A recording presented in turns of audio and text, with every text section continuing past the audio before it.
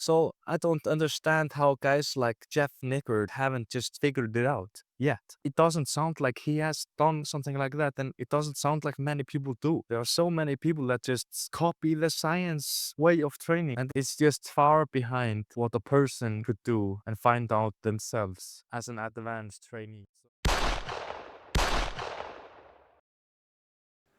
Researchers gain data on how to train in the most optimal way by conducting studies on a bunch of people. As more and more data comes out and the quality of the studies goes up, reading research papers to find out how to train becomes more and more reliable. But how reliable is the current state of the literature? Something being science-based sounds like it's based in truth, not evidence, but these are two different things. Every day we get closer to the truth, but we aren't there. So that begs the question, is there a way to get faster to the truth than just waiting around for the next research paper to drop? And for a while, I've believed that there is. It's through bro science. Bro scientists have been getting mocked for years for being dumb and not knowing how to train. Even Jeff himself has included the Bro Jeff alter ego into his videos to demonstrate how not to train or just to mock the bros for laughs. I'm nothing against it and I've always found it pretty funny. But what's even more funny is that Jeff has now become one of the bros. I asked ChatGPT what a bro scientist was and he replied,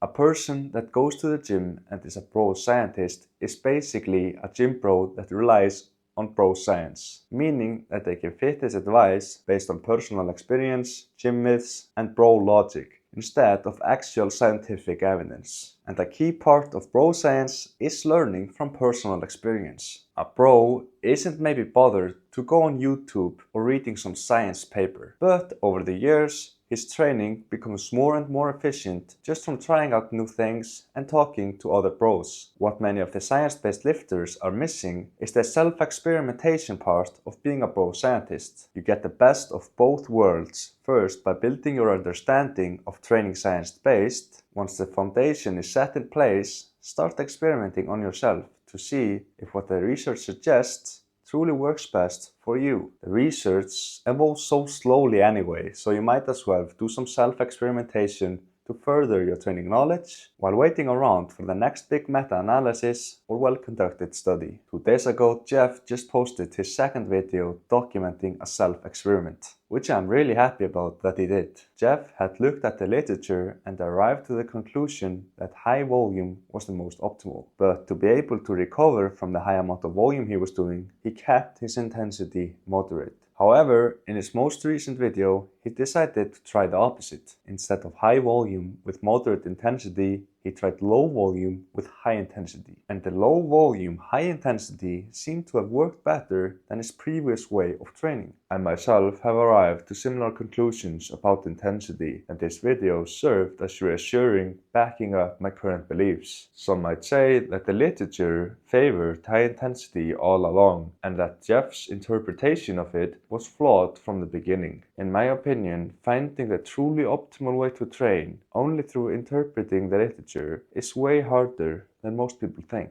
And to maximize your chances of learning the optimal way to train, I would always recommend combining reading the literature with some self-experimentation. And like I said before, it wouldn't hurt because you're mostly waiting around anyway. As Jeff has made a video comparing a pro to a science-based lifter, arguing that all the wisdom found in pro science could have been found in research, he might now see the literature in a different way and say that the answers were there all along, but the self-experimentation was what allowed him to see the literature in a different light. And as he was wrong on intensity, what else could he be wrong about? As he has now created his own muscle lab, I suspect that he will be going down more of the self-experiment route to find that out. I'm very happy to see Jeff going down this route, and I hope I'll see more science-based creators incorporate some self-experimentation. The more I experiment on myself, the more I learn that the interpretation that most have on the literature is behind what's possible to find out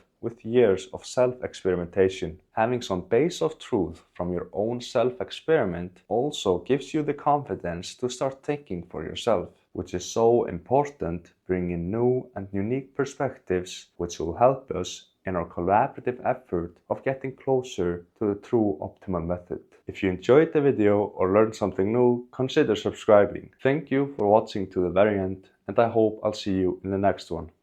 Peace.